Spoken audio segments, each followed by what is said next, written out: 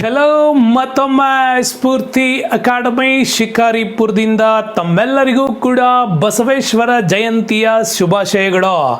ಆರಾಧಿಸೋ ಮನಸ್ಸುಗಳಲ್ಲಿ ರಾರಾಜಿಸ್ತಾ ಇರೋ ಸ್ಫೂರ್ತಿ ಅಕಾಡೆಮಿಯ ಎಲ್ಲ ವಿಡಿಯೋಗಳು ತಮಗೋಸ್ಕರ ಬೇಕು ಅಂದರೆ ಚಾನಲ್ನ ಸಬ್ಸ್ಕ್ರೈಬ್ ಮಾಡ್ಕೊಳ್ಳಿ. ಹಾಗೇನೆ ಬೆಲ್ ಐಕಾನ್ ಟಚ್ ಮಾಡಿದ್ರೆ ನಮ್ಮೆಲ್ಲ ಚಾನಲ್ಗಳ ಎಲ್ಲ ವಿಡಿಯೋ ನೋಟಿಫಿಕೇಶನ್ಸ್ ನಿಮಗೋಸ್ಕರ ಬರುತ್ತೆ. ಇನ್ನೂ ಅತ್ಯದ್ಭುತವಾದಂತಹ ವಿಚಾರ ಕ್ರಾಂತಿಯನ್ನು ನಡೆಸೋದಕ್ಕಾಗಿಯೇ ಸ್ಫೂರ್ತಿ ಅಕಾಡೆಮಿಯಲ್ಲಿ ಅತ್ಯುತ್ತಮವಾದ ಇತಿಹಾಸ, ಭೂಗೋಳ, ಇನ್ನಿತರೆ ವಿಷಯಗಳ ಬಗ್ಗೆನೂ ಕೂಡ ವಿಡಿಯೋ ಬರಲಿವೆ. ಹಾಗಾದರೆ ತಡ ಯಾಕೆ? ಇವತ್ತು ವಿಶ್ವಗುರು ಬಸವಣ್ಣನವರ ಒಂದಿಷ್ಟು ಜೀವನ ಚರಿತ್ರೆಯ ವಿಷಯಗಳನ್ನು ಮಾತಾಡ್ತಾ ಇದ್ದೀನಿ. ಕಾರಣ ಇಷ್ಟೇ, ಬಸವಣ್ಣವರ ಸಂಪೂರ್ಣ ವಿಚಾರವನ್ನು ಮಾತಾಡೋದಕ್ಕೆ ಸಾಧ್ಯವಾಗೋದಿಲ್ಲ. ಅಷ್ಟೊಂದು ಅಲ್ಪ ಜ್ಞಾನದಲ್ಲಿ ನನಗೆ ತಿಳಿದಷ್ಟು ಮಟ್ಟಿಗೆ ಇದರಲ್ಲಿ ಮಾತಾಡಲಿಕ್ಕೆ ಇಷ್ಟಪಡ್ತಾ ಇದ್ದೀನಿ. ಸೊ ಬಸವೇಶ್ವರರು ಅಂದರೆ ಏನು ಅನ್ನೋ ಪ್ರಶ್ನೆ ನಮ್ಮ ತಲೆನಲ್ಲಿ ಬರುತ್ತೆ.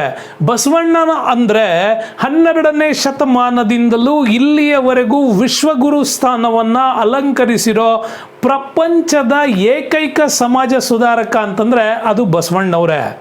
ಪ್ರಸಿದ್ಧ ವಚನಕಾರರು ಅಂತಲೂ ಕೂಡ ಕರಿತೀವಿ.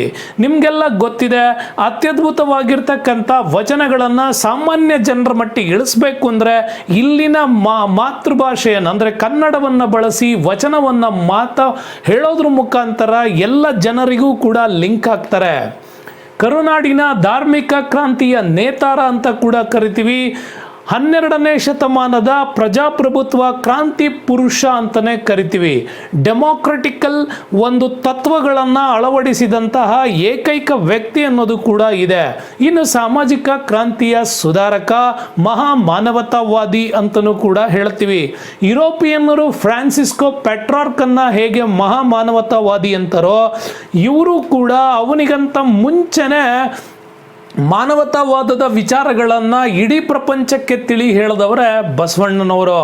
ಹಾಗಾಗಿ ಬಸವಣ್ಣ ಅಂದ ತಕ್ಷಣ ನಮ್ಮ ತಲೆಯಲ್ಲಿ ಒಂದಿಷ್ಟು ವಿಚಾರಗಳಷ್ಟೇ ಅಲ್ಲದೆ ಬಹುಮುಖ್ಯವಾಗಿರ್ತಕ್ಕಂಥ ಅನೇಕ ಪದರುಗಳು ನಮ್ಮಲ್ಲಿ ಒಂದು ತೆರೆಗೆ ಬರ್ತದೆ. ಹಾಗಾದರೆ ಇಂತಹ ಬಸವಣ್ಣನವರು ಕೂಡ 20 ಏಪ್ರಿಲ್ 1105. ಸಾಮಾನ್ಯವಾಗಿ ಇವರ ಜನನ ದಿನಾಂಕದ ಬಗ್ಗೆ ಇತಿಹಾಸ ತಜ್ಞರಲ್ಲೇ ಜಿಜ್ಞಾಸೆ ಇದೆ. ಇನ್ನು ಇವರು ಹುಟ್ಟಿದ ಸ್ಥಳ ಬಸವನ ಬಾಗೇವಾಡಿಯ ಇಂಗಳೇಶ್ವರ ಅಂದರೆ ತಾಯಿ ಮಾದಲಾಂಬಿಕೆಯ ಊರಲ್ಲಿ ಜನಿಸ್ತಾರೆ. ತಂದೆ ಮಾದರಸ. ಮೂಲತಃ ಬ್ರಾಹ್ಮಣ ಸಂತತಿಗೆ ಸೇರಿದವರೇ ಬಸವಣ್ಣ. ಹಾಗಾಗಿ ಶೈವ ಬ್ರಾಹ್ಮಣ ಸಂತತಿ ಅಂತಲೂ ಕೂಡ ಕರೀತಾರೆ. ಆದರೆ ಬ್ರಾಹ್ಮಣ ಸಂತತಿಯಲ್ಲಿ ವೈಷ್ಣವ ಬ್ರಾಹ್ಮಣ ಸಂತತಿಯೇ ಜಾಸ್ತಿ. ಆದರೆ ಕೆಲ ಇತಿಹಾಸಕಾರರು ಇವರನ್ನು ಶೈವ ಬ್ರಾಹ್ಮಣ ಸಂತತಿ ಅಂತ ಹೇಳಿರೋದ್ರಿಂದ ನಾನು ಅದನ್ನು ನಿಮಗೆ ಹೇಳಲಿಕ್ಕೆ ಇಚ್ಛೆ ಪಡ್ತಾ ಇದ್ದೀನಿ. ಹಾಗಾದರೆ ನಮ್ಮ ತಲೆನಲ್ಲಿ ಬರೋದು ಹೆಸರು, ಇವರ ಬಸವಣ್ಣ ಅನ್ನೋ ಹೆಸರು ಇವರಿಗೆ ಯಾಕೆ ಬಂತು ಅನ್ನೋದು. ಬಹಳ ವರ್ಷಗಳವರೆಗೆ ಈ ಮಾತಾಪಿತೃಗಳಿಗೆ ಮಕ್ಕಳಾಗದೇ ಇದ್ದಾಗ ಬಹುದಿನಗಳ ಕಾಲ ಇವರು ಬಸವನ ಪೂಜೆಯನ್ನು ಮಾಡ್ತಾ ಬಂದರು. ಈ ಬಸವನ ಪೂಜೆಯನ್ನು ಮಾಡಿದ್ದರ ಒಂದು ಪ್ರತಿಭಾಗ್ಯವೇ ಆ ನಂತರ ಹುಟ್ಟಿದ ಗಂಡು ಮಗುವಿಗೆ ಬಸವಣ್ಣ ಅಂತೇಳಿ ನಾಮಕರಣ ಮಾಡ್ತಾರೆ. ಅದೇನೇ ಇವತ್ತು ನಾವು ನೋಡ್ತಾ ಇರುವಂಥ ವಿಚಾರವಾದಿ ಬಸವಣ್ಣನವರೇ. ಇನ್ನು ಬಸವಣ್ಣ ಮೂಲತಃ ಬ್ರಾಹ್ಮಣ ಕುಲದವರು. ಅವ್ರು ಹೇಗೆ ವೀರಶೈವ ಆದರು ಅನ್ನೋದು ಕೂಡ ನಾವು ಸ್ಪಷ್ಟವಾಗಿ ತಿಳ್ಕೊಳ್ಬೇಕು. ವೈದಿಕ ಧರ್ಮದಲ್ಲಿ ಹುಟ್ಟಿದ ಇವರು ಆಗಿನ ಕಾಲಕ್ಕೆ ವೈದಿಕ ಧರ್ಮದ ಹೆಸರಿನಲ್ಲಿ ನಡೆಸ್ತಿದ್ದಂತಹ ಅನೇಕ ರೀತಿಯ ಅನಾಚಾರಗಳಿಂದ ಇವರು ಬೇಸತ್ತಿದ್ರು. ಧರ್ಮದ ಹೆಸರಿನಲ್ಲಿ ಮೇಲ್ವರ್ಗ ಮತ್ತು ಕೆಳವರ್ಗಗಳನ್ನು ಸೃಷ್ಟಿಸಿ ಅವುಗಳ ಮಧ್ಯೆ ವರ್ಗ ಕಲಹ, ಜಾತಿ ಪದ್ಧತಿ, ಅಸ್ಪೃಶ್ಯತೆಯ ಕಳಂಕಗಳನ್ನು ಸಮಾಜದಿಂದ ತೊಡಿಬೇಕು ಅನ್ನೋದೇ ಅವ್ರ ತಲೆನಲ್ಲಿ ಬಂದ ವಿಚಾರ. ಅದಕ್ಕೊಂದು ಎಕ್ಸಾಂಪಲ್ ಹೇಳಬೇಕು ಅಂದರೆ, ಇವರಿಗೆ ಬ್ರಹ್ಮೋಪದೇಶ ಅಂದರೆ ಉಪನಯನ ಮಾಡುವ ಸಂದರ್ಭದಲ್ಲಿ ನಡೆದ ಘಟನೆ. ಈ ಉಪನಯನ ಮಾಡುವ ಸಂದರ್ಭದಲ್ಲಿ ತನಗೂ ಮತ್ತು ತನ್ನ ಅಕ್ಕನಿಗೂ ಇಬ್ಬರಿಗೂ ಮಾಡಬೇಕು ಅಂತ ಕೇಳ್ಕೊಳ್ತಾರೆ. ಆಗ ಅಲ್ಲಿದ್ದಂತಹ ಸಂಸ್ಕೃತಿಯ ವಿಚಾರವನ್ನು ಹೇಳುವಂತಹ ಆ ವ್ಯಕ್ತಿ ಹೇಳ್ತಾರೆ, ಇದು ಕೇವಲ ಗಂಡು ಮಕ್ಕಳಿಗೆ ಮಾತ್ರ ಇದನ್ನ ಮಾಡಲಾಗತ್ತೆ ಅಂತ. ಸೊ ಅಲ್ಲಿಂದ ಬಸವಣ್ಣ ಕೇಳ್ತಾರೆ, ಯಾಕೆ ಸ್ತ್ರೀ ಪುರುಷರ ನಡುವಿನ ಅಸಮಾನತೆಯ ಈ ಬ್ರಹ್ಮೋಪದೇಶ ನನಗೆ ಅಗತ್ಯ ಇಲ್ಲ ಅಂತೇಳಿ ಅವತ್ತು ಆ ವೈದಿಕ ಧರ್ಮವನ್ನು ತ್ಯಜಿಸ್ತಾರೆ. ಅಲ್ಲಿಂದ ಮುಂದೆ ಇವರು ಮುಖ್ಯ ಗುರುಗಳಾಗಿ ಆರಿಸಿಕೊಂಡಿದ್ದೆ ಜಾತಿವೇದ ಮುನಿಗಳನ್ನು ಇವರು ಸೇರ್ಕೊಳ್ತಾರೆ. ಅವರಿಂದ ಅತ್ಯದ್ಭುತವಾಗಿರ್ತಕ್ಕಂಥ ವಿಚಾರ ಕ್ರಾಂತಿಯ ವಿದ್ಯಾರ್ಜನೆಯನ್ನ ಪಡಿತಾರೆ. ಮುಂದೆ ಕೂಡಲ ಸಂಗಮದಲ್ಲಿ ವೀರಶೈವರಾಗ್ತಾರೆ. ಕಪ್ಪಡಿ ಸಂಗಯ್ಯನ ದೀಕ್ಷೆಯನ್ನ ಪಡೆದಂತ ಇವರು ಅಲ್ಲಿಂದ ಕೂಡಲ ಸಂಗಮನಾಗ್ತಾರೆ. ಕೂಡಲ ಸಂಗಮ ಎನ್ನುವ ಇವರ ಒಂದು ವಚನಗಳ ಅಂಕಿತವನ್ನು ಕೂಡ ಅದರ ಹಿಂದಿನ ಸತ್ಯವು ಇದೇ ಆಗಿರುತ್ತೆ. ಹೀಗೆ ಒಂದು ಬ್ರಾಹ್ಮಣ ವೈದಿಕ ಸಂಸ್ಕೃತಿಯಲ್ಲಿ ಹುಟ್ಟಿದವರು ಮುಂದೆ ಶೈವ ವೀರಶೈವನಾಗಿ ಪರಿವರ್ತನೆ ಆಗಿದ್ದು ಬಸವಣ್ಣ. ಬಸವಣ್ಣವರ ಶಿಕ್ಷಣದ ವಿಚಾರವನ್ನು ಮಾತಾಡೋದಾದ್ರೆ ಬಸವಣ್ಣವರು ಮೂಲತಃ ವೇದಗಳ ಅಧ್ಯಯನ, ವ್ಯಾಕರಣ, ತತ್ವಶಾಸ್ತ್ರ, ಕನ್ನಡ, ಸಂಸ್ಕೃತ ಅಧ್ಯಯನದಲ್ಲಿ ಪಾಂಡಿತ್ಯವನ್ನು ಗಳಿಸಿದವ್ರೆ. ಈ ಲಕುಲೇಶ ಪಂಥದ ಶೈವ ಗುರು ಜಾತವೇದ ಮುನಿಯಿಂದ ಈ ಪಡೆದುಕೊಂಡ ಜ್ಞಾನ ಭಂಡಾರವನ್ನು ಇನ್ನೂ ಹೆಚ್ಚಿಸ್ಕೊಳ್ತಾರೆ. ಹಾಗೆಯೇ ಸಾಮಾಜಿಕ ಅಸಮಾನತೆಗೆ ಮೂಲ ಕಾರಣಗಳನ್ನು ಚರ್ಚಿಸ್ತಾರೆ. ಕಪ್ಪಡಿ ಸಂಗಯ್ಯನ ದೀಕ್ಷೆಯಿಂದಾಗಿನೇ ಮುಂದೆ ಇವರು ಕೂಡಲ ಸಂಗಮ ಎನ್ನುವ ಅಂಕಿತವನ್ನು ಕೂಡ ಬಳಸೋದಕ್ಕೆ ಶುರು ಮಾಡಿದ್ದೆ ಈ ಕೂಡಲ ಸಂಗಮದ ವಿಚಾರದಲ್ಲಿ.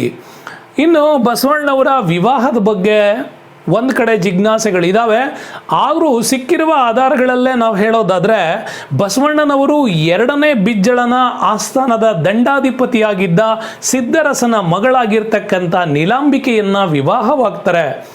ಮತ್ತೊಂದು ವಿವಾಹ ಅದು ಬಿಜ್ಜಳನ ಆಸ್ಥಾನದ ಮತ್ತೊಬ್ಬ ಮಂತ್ರಿ ಬಲದೇವನ ಮಗಳಾಗಿರ್ತಕ್ಕಂಥ ಗಂಗಾಂಬಿಕೆಯನ್ನೂ ಕೂಡ ಮದುವೆ ಆಗಿದ್ರು ಅನ್ನುವ ಪ್ರತೀತಿ ಕೂಡ ನಮ್ಮಲ್ಲಿ ಈವರೆಗೂ ಉಳ್ಕೊಂಡು ಬಂದಿದೆ. ಹೀಗೆ ಬಸವಣ್ಣನವರು ಅನೇಕ ರೀತಿಯ ವೃತ್ತಿ ಧರ್ಮಗಳನ್ನು ಅಳವಡಿಸ್ಕೊಂಡು ಬಂದರು. ನಮಗೆ ಎಕ್ಸಾಮ್ಸ್ ದೃಷ್ಟಿಯಿಂದ ನಾನು ಈ ಒಂದು ವಿಡಿಯೋ ತಯಾರಿಸಿದ್ದೇನೆ ವಿನಃ ವೀರಶೈವ ಧರ್ಮ ಪಂಥದ ವಿಚಾರಗಳನ್ನು ಹೇಳಕ್ಕಲ್ಲ. ಹಾಗಾಗಿ ದಯವಿಟ್ಟು ನೆನ್ಪಿಟ್ಕೊಳ್ಳಿ ಸ್ನೇಹಿತರೆ, ಬಸವಣ್ಣವರ ವೃತ್ತಿ ಬದುಕಿನ ಮೇಲೆ ಬಹಳಷ್ಟು ಪ್ರಶ್ನೆಗಳು ಎಕ್ಸಾಮ್ಸಲ್ಲಿ ಬಂದಿದೆ. ಇವರು ಕೂಡಲ ಸಂಗಮದಿಂದ ಕಲ್ಯಾಣಿ ಚಾಲುಕ್ಯರ ಸಾಮಂತರಾಗಿದ್ದಂತಹ ಕಲಚೂರಿಗಳ ಪ್ರಸಿದ್ಧ ರಾಜ 2ನೇ ಬಿಜ್ಜಳನ ಆಸ್ಥಾನದ ದಂಡಾಧಿಪತಿಯಾಗಿ ಮತ್ತು ಹಣಕಾಸು ಮಂತ್ರಿಯಾಗಿ ಮೊದಲು ಅಧಿಕಾರವನ್ನು ಶುರು ಮಾಡ್ತಾರೆ. ನಿಮಗೆಲ್ಲ ಗೊತ್ತಿದೆ, ಕಲ್ಯಾಣಿ ಚಾಲುಕ್ಯರ 6ನೇ ವಿಷ್ಣುವರ್ಧನ ವಿಕ್ರಮಾದಿತ್ಯ ಅಂತ ಏನು ಕರಿತೀವಿ, ಆ ಒಂದು ವಿಕ್ರಮಾದಿತ್ಯನ ಕಾಲದಿಂದಲೇ ಹುಟ್ಟಿದ ಹೊಸ ವಂಶವೇ ಈ ಕಲಚೂರಿಗಳು. ಉಚಿತನಿಂದ ಪ್ರಾರಂಭವಾಗಿರ್ತಕ್ಕಂಥ ಈ ಕಲಚೂರಿ ಮುಂದೆ ಕಲ್ಯಾಣಿ ಚಾಲುಕ್ಯರ ಅವನತಿ ಆಗುವ ಸಂದರ್ಭಕ್ಕೆ ಅಂದರೆ ಸೋಮೇಶ್ವರನ ಆಳಿಕೆಯ ನಂತರ ಇಲ್ಲಿ ಪುನಃ ಪೂರ್ತಿ ಕೂಡಲ ಸಂಗಮವನ್ನು ಆಳದವರೇ, ಈ ಕಲ್ಯಾಣವನ್ನು ಆಳದವರೇ ಈ ಕಲಚೂರಿಗಳು. ಅಂತಹ ಪ್ರಸಿದ್ಧ ಅರಸ 2ನೇ ಬಿಜ್ಜಳನ ಆಸ್ಥಾನದ ದಂಡಾಧಿಪತಿ, ಹಣಕಾಸು ಮಂತ್ರಿ ಆಗ್ತಾರೆ. ಬಿಜ್ಜಳನ ಆಸ್ಥಾನದ ದಂಡಾಧಿಪತಿ ಸಿದ್ಧರಸ ಮರಣ ಹೊಂದಿದ ನಂತರ ಇವರು ಕಲಚೂರಿಗಳ ಪ್ರಧಾನಮಂತ್ರಿ ಆಗ್ತಾರೆ. ಉತ್ತಮ ರಾಜ್ಯಾದಾಯವನ್ನು ಹೆಚ್ಚಿಸಿ ರಾಜನ ಕೃಪೆಗೂ ಕೂಡ ಪಾತ್ರರಾಗ್ತಾರೆ. ಹಾಗಾದರೆ ಇಂಥ ಆಸ್ಥಾನದಲ್ಲಿದ್ದಂತಹ ಬಸವಣ್ಣನವರು ಮುಂದೆ ಆ ಹುದ್ದೆಯನ್ನು ತ್ಯಜಿಸಿ ಸಾಮಾಜಿಕ ಮತ್ತು ಧಾರ್ಮಿಕ ಕ್ರಾಂತಿಯನ್ನು ಶುರು ಮಾಡ್ತಾರೆ. ಹೇಗಿತ್ತು ಅವರ ಸಾಮಾಜಿಕ ಧಾರ್ಮಿಕ ಕ್ರಾಂತಿ ಅಂತ ನೋಡೋಣ. ವಿಡಿಯೋಕ್ಕೆ ಒಂದು ಲೈಕ್ ಇರಲಿ, ದಯವಿಟ್ಟು ಸಬ್ಸ್ಕ್ರೈಬ್ ಮಾಡೋದನ್ನು ಮರಿಬೇಡಿ. ಈಗ ಈ ವಿಚಾರಗಳನ್ನು ಮುಂದುವರಿಸೋದಾದರೆ ಬಸವಣ್ಣನವರ ಸಾಮಾಜಿಕ ಮತ್ತು ಧಾರ್ಮಿಕ ಕ್ರಾಂತಿಯೇ ಹಾಗೆ.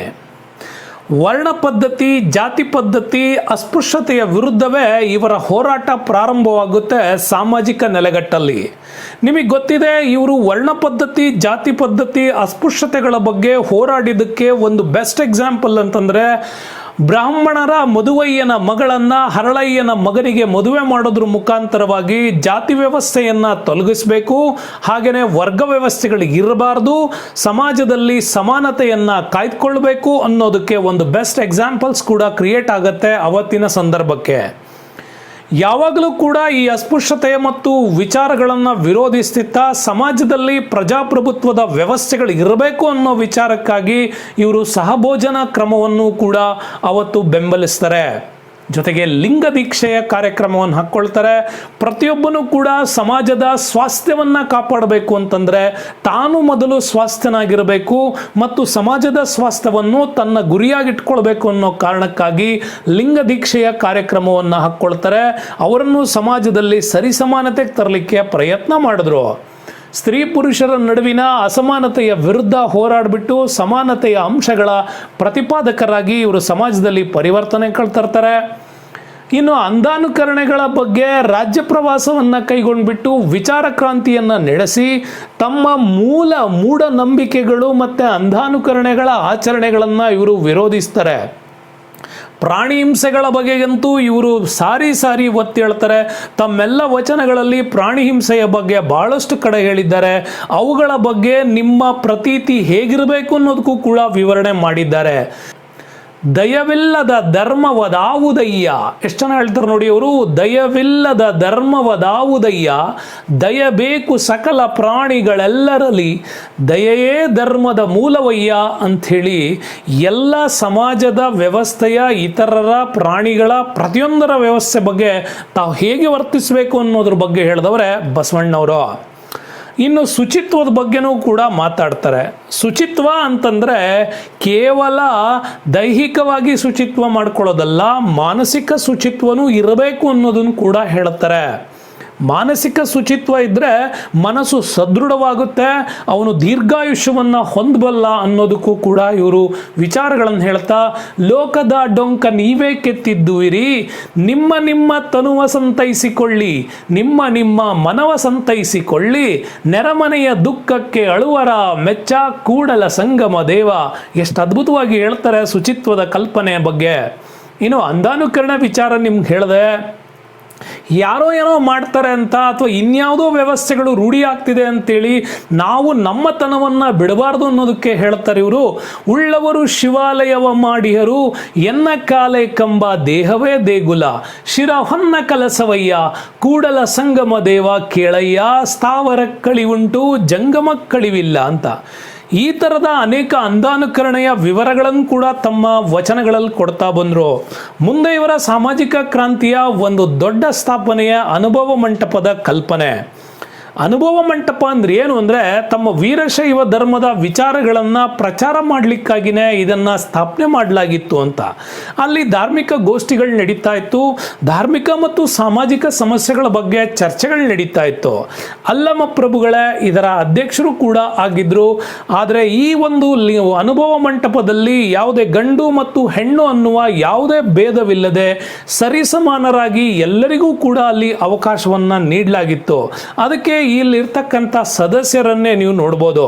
ಚನ್ನಬಸವ, ಸಿದ್ದರಾಮ, ಮೇದಾರ ಧೂಳಯ್ಯ, ಕೇತಯ್ಯ, ಅಂಬಿಗರ ಚೌಡಯ್ಯ, ಮಡಿವಾಳ ಮಾಚಯ್ಯ, ಕಿನ್ನರಿ ಬೊಮ್ಮಯ್ಯ, ಮಾದರ ಚೆನ್ನಯ್ಯ, ನುಲಿದ ಚಂದಯ್ಯ, ಒಕ್ಕಲ ಮುದ್ದಯ್ಯ, ಮಾರಯ್ಯ. ಇವ್ರ ಜೊತೆಗೆ ಸ್ತ್ರೀಯರು ಕೂಡ ಇದ್ರಿಲ್ಲಿ.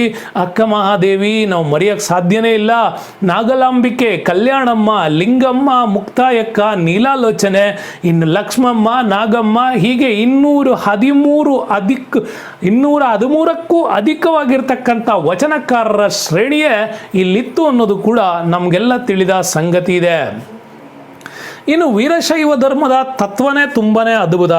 ಬಸವಣ್ಣವರು ಶಕ್ತಿ ವಿಶಿಷ್ಟ ದ್ವೈತ ಸಿದ್ಧಾಂತವನ್ನು ಮಂಡಿಸಿದ್ದಾರೆ. ಇದನ್ನೇ ನಮಗೆ ಎಕ್ಸಾಮಿಗೆ ಕೇಳೋದು ನೆನಪಿರಲಿ.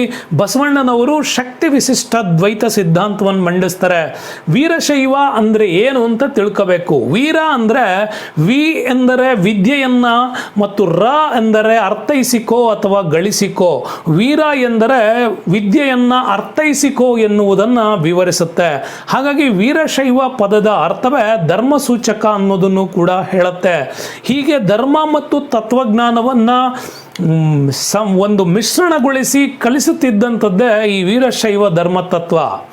ಈ ಧರ್ಮದ ಪ್ರವರ್ತನೆ ಬಗ್ಗೆ ಬಹಳಷ್ಟು ಕಡೆ ಇದೆ. ಈ ಧರ್ಮವನ್ನು ಬಸವಣ್ಣವರ ನಂತರ ಅತ್ಯದ್ಭುತವಾಗಿ ಪ್ರಚಾರ ಕೈಗೊಂಡವರು ಯಾರು ಅನ್ನೋ ಪ್ರಶ್ನೆ ಬಂದರೆ, ರೇಣುಕಾರಾಧ್ಯ, ಮರುಳಾರಾಧ್ಯ, ಏಕೋರಾಮ, ಪಂಡಿತಾರಾಧ್ಯ, ವಿಶ್ವಾರಾಧ್ಯ, ಈ ಥರದ 5 ಪಂಚಮರಿಂದ ರಂಭಾಪುರಿ, ಉಜ್ಜಯಿನಿ, ಕೇದಾರ, ಶ್ರೀಶೈಲ, ಕಾಶಿ ಮಠಗಳನ್ನು ಸ್ಥಾಪನೆ ಮಾಡಿಬಿಟ್ಟು ಆ ಮುಖಾಂತರ ವೀರಶೈವ ಧರ್ಮವನ್ನು ಪ್ರಚಾರಕ್ಕೆ ತಂದವರೇ ಈ ಒಂದು ಪಂಚಮರು ಅಂತೇಳಿ. ಹಾಗಾಗಿ ಇಲ್ಲಿ ಲಿಂಗಧಾರಣೆ ಮತ್ತು ಲಿಂಗಾಯತ ಧರ್ಮದ ತತ್ವಗಳನ್ನು ಒಳಗೊಂಡಿದ್ದೇ ಈ ಒಂದು ಮಠಗಳ ತತ್ವ ಅನ್ನೋದನ್ನು ಕೂಡ ಹೇಳ್ಬೋದು. ಇನ್ನು ಮುಂದೆ ಈ ಧರ್ಮದ ಪ್ರವರ್ತನೆಯಲ್ಲಿ ಬಹಳ ಮುಖ್ಯವಾದ ವಿಚಾರ ಅಂದರೆ ದಯವಿಲ್ಲದ ಧರ್ಮವಾವುದಯ್ಯ ಅಂತ ನಿಮ್ಗೆ ಆಗ್ಲೇ ಹೇಳಿದೆ. ಅದರಲ್ಲಿ ಇನ್ನೂ ಮುಂದುವರಿದ ಭಾಗವನ್ನು ಹೇಳ್ತಾರೆ. ತಂದೆ ನೀನು, ತಾಯಿ ನೀನು, ಬಂಧು ನೀನು, ಬಳಗ ನೀನು, ನೀನಲ್ಲದೆ ಮತ್ತಾರೂ ಇಲ್ಲವಯ್ಯ ಕೂಡಲ ಸಂಗಮ ದೇವ ಅಂಥೇಳಿ ಕೂಡಲ ಸಂಗಮನ ಹೆಸರಿನಲ್ಲಿ ಧರ್ಮದ ಪ್ರವರ್ತನೆ ಇರಬೇಕು. ಸಮಾಜದಲ್ಲಿ ನಮ್ಮನ್ನೆಲ್ಲರ ಹಿತ ಕಾಯುವಂತಹ ವಿಚಾರ ಸಂಕೀರ್ಣತೆ ನಮ್ಮಲ್ಲಿ ಇರಬೇಕು ಅನ್ನೋದನ್ನ ಅವರು ಇದರಲ್ಲಿ ಹೇಳ್ತಾರೆ. ಇನ್ನು ಬಸವಣ್ಣನವರ ಶಕ್ತಿ ವಿಶಿಷ್ಟಾದ್ವೈತದ ತತ್ವಗಳೇನು ಅಂತ ತಿಳ್ಕೊಳ್ಬೇಕು. ಅವರ ಮುಖ್ಯ ತತ್ವವೇ ಏಕೀಶ್ವರವಾದ. ಸಮಾಜದಲ್ಲಿ ಬಹುದೇವತಾ ಆರಾಧನೆ ಇದ್ರೆ ವರ್ಗ ಕಲಹಗಳು ಉಂಟಾಗ್ತವೆ, ವರ್ಗ ಭೇದಗಳು ಸೃಷ್ಟಿಯಾಗ್ತವೆ, ಇನ್ನೂ ಜಾತಿ ಪದ್ಧತಿ ಅಸ್ಪೃಶ್ಯತೆಗಳು ಕೂಡ್ತವೆ ಅನ್ನೋ ಕಾರಣಕ್ಕಾಗಿ ಏಕೀಶ್ವರವಾದವನ್ನ ಇವರು ಯಾವತ್ತೂ ನಂಬ್ತಾ ಇದ್ರು. ಇನ್ನು ಶಿವ ಸಾಯುಜ್ಯ ಹೊಂದಲು ಒಂದು ಷಟ್ ಸ್ಥಳಗಳ ಅನುಕರಣೆ ಮಾಡಬೇಕು ಅನ್ನೋದೇ ಇವರ ತತ್ವ. ಜೊತೆಗೆ ಉತ್ತಮ ಸಾಮಾಜಿಕ ವ್ಯಕ್ತಿಯಾಗಿ ಪರಿಪೂರ್ಣನಾಗಿ ಅವನು ಸಾಧಕನಾಗಬೇಕು ಅಂದರೆ ಪಂಚ ಸಾಧನ ಮಾರ್ಗಗಳನ್ನು ಇವರು ಬೋಧನೆ ಮಾಡ್ತಾರೆ. ಹಾಗಾಗಿ ಪಂಚ ಸಾಧನ ಮಾರ್ಗಗಳಿದ್ದರೆ ಮಾತ್ರ ವ್ಯಕ್ತಿ ತನ್ನ ಅಭಿವ್ಯಕ್ತಿಯನ್ನು ಹೊರಗಾಕಿ ಸಮಾಜದಲ್ಲಿ ಉನ್ನತ ಸಾಧಕನಾಗ್ತಾನೆ ಅನ್ನೋದು ಕೂಡ ಬಹುಮುಖ್ಯವಾದ ವಿಚಾರ. ಇನ್ನು ಒಬ್ಬ ಸಾಧಕನಾಗಬೇಕು ಅಂದರೆ ಅವನು ಅಷ್ಟಾವರಣಗಳನ್ನು ಅಳವಡಿಕೆ ಮಾಡಿಕೊಳ್ಬೇಕು. ಏನು ಅಷ್ಟಾವರಣಗಳು ಅಂತಂದರೆ ಗುರು ಸಾನ್ನಿಧ್ಯ ಇರಬೇಕು, ಲಿಂಗ ಸಾನ್ನಿಧ್ಯ ಬೇಕು, ಜಂಗಮ ಭಕ್ತಿ ಇರಬೇಕು, ವಿಭೂತಿ ಧಾರಣೆ ಮಾಡಬೇಕು, ರುದ್ರಾಕ್ಷಿ ಧಾರಣೆ ಮಾಡಬೇಕು, ಪಂಚಾಕ್ಷರಿ ಮಂತ್ರವನ್ನು ಪಠಿಸಬೇಕು, ಪಾದೋದಕ ಮತ್ತು ಪ್ರಸಾದವನ್ನು ಗಳಿಸಬೇಕು. ಇಷ್ಟೊಂದು ಅಷ್ಟಾವರಣಗಳಿದ್ದರೆ ಮಾತ್ರ ಒಬ್ಬ ಸಾಧಕನಾಗಲಿಕ್ಕೆ ಸಾಧ್ಯ ಅನ್ನೋದನ್ನು ಕೂಡ ಇವರು ಹೇಳ್ತಾರೆ. ಇನ್ನು ವಿಭೂತಿ ಧಾರಣೆ ಬಗ್ಗೆ ಅಲ್ಲಿ ವೈಜ್ಞಾನಿಕ ಸತ್ಯವೇ ಇದೆ.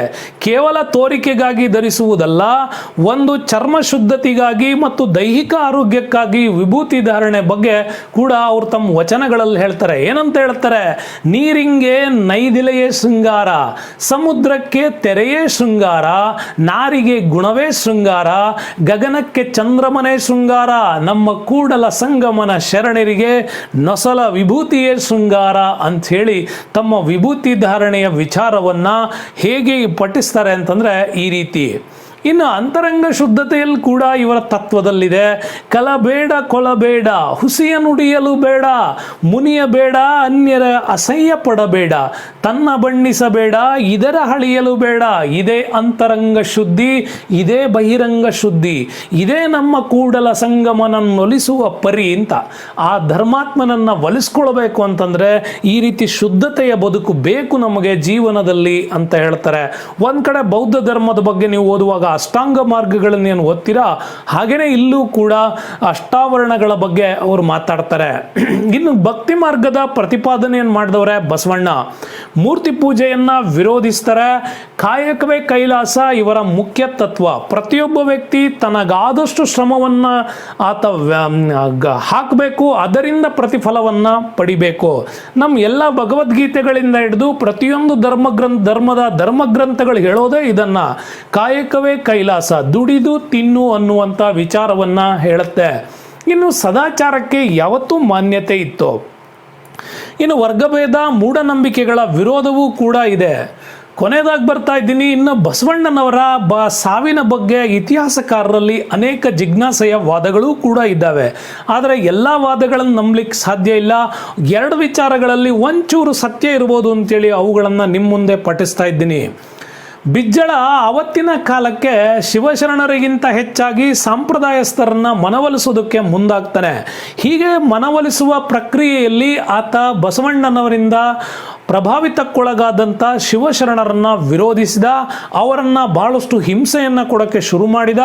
ಇದನ್ನು ನೋಡಿದ ಬಸವಣ್ಣನವರು ಆ ಹುದ್ದೆಯನ್ನು ತ್ಯಜಿಸಿ ಕೂಡಲ ಸಂಗಮಕ್ಕೆ ಹೋಗಿ 1196ರಲ್ಲಿ ಅವರು ಲಿಂಗೈಕ್ಯರಾದರು ಅನ್ನುವಂಥದ್ದು ಒಂದು ವಾದ ಇದೆ. ಇನ್ನೊಂದು ವಾದ ಇಷ್ಟ, ಕಲ್ಯಾಣದಲ್ಲಿ ಕ್ರಾಂತಿಯನ್ನ ನಡೆಸೋ ಸಂದರ್ಭದಲ್ಲಿ ಈ ಕಲ್ಯಾಣ ಕ್ರಾಂತಿಯ ಪ್ರಖ್ಯಾತಿಯನ್ನ ಸಹಿಸದೇ ಇದ್ದಂಥ ಎರಡನೇ ಬಿಜ್ಜಳ ಬಸವಣ್ಣನವರು ಮತ್ತು ಅವರ ಶಿವಶರಣರನ್ನ ಬಹು ದೊಡ್ಡ ಮಟ್ಟದಲ್ಲಿ ಹಿಂಸೆಗೊಳಪಡಿಸಿದ. ಈ ಹಿಂಸೆಯನ್ನ ಸಹಿಸಿಕೊಳ್ಳದ ಜಗದೇವ ಎನ್ನುವ ವ್ಯಕ್ತಿಯೊಬ್ಬ ಬಿಜ್ಜಳನನ್ನ ಕೊಂದ.